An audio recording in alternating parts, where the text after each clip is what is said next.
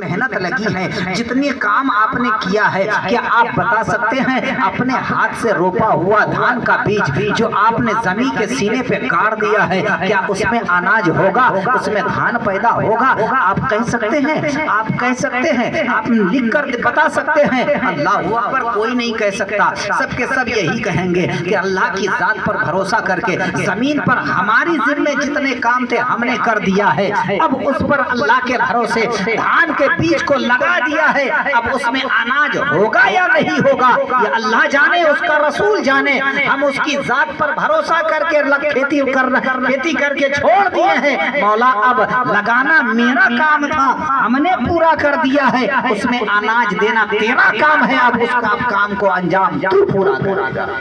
ہر کسان، ہر انسان یہی خیال کر کے اپنے کاروبار کو آگے بڑھاتا ہے، لیکن اس کے بدلے آپ اندازہ کیجئے اللہ تبارک و تعالیٰ کوئی چیز کسی سے طلب نہیں فرمایا، نہ ہی اللہ نے قرآن مقدس کے اندر یہ فرمایا مسلمانوں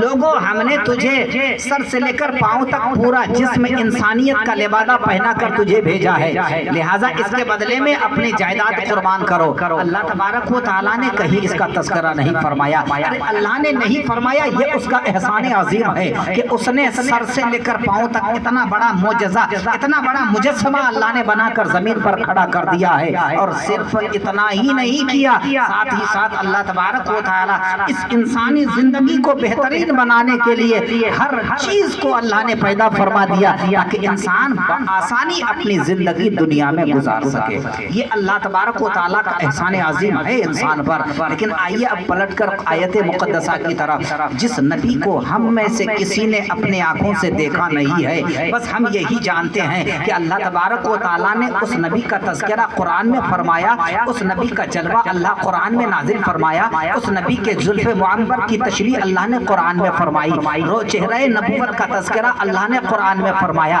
نبی پاک علیہ الصلوۃ والتسلیم کا اخلاق حسنہ اللہ نے قرآن میں ذکر فرمایا، پیارے آقا صلی اللہ علیہ وسلم کی مبارک زندگی کا تذکرہ اللہ تبارک و تعالیٰ نے قرآن مقدس میں ارشاد فرمایا۔ مسلمانوں اب نبی کی زندگی تمہیں مطالعہ کرنا ہے، نبی کی زندگی تلاش کرنی ہے، نبی کے زلف معمبر کی تلاش کرنی ہے، نبی کا اخلاق حسنہ تجھے ڈھونڈنا ہے، تو تمہیں کہیں جانے کی ضرورت نہیں ہے۔ اللہ نے قرآن مقدس میں مصطفیٰ جان رحمت صلی اللہ علیہ وسلم کی پوری زندگی نازل فرمائی ہے، اس لیے تو علامہ ڈاکٹر اقبال نے بڑے اچھے انداز میں کہا تھا، بڑے اچھے انداز میں علامہ ڈاکٹر اقبال نے کہا تھا، اس نے کہا تھا، ڈاکٹر علامہ اقبال نے کہا تھا کہ جنون عشق سے تو خدا بھی نہ بچ سکا اقبال، جنون عشق سے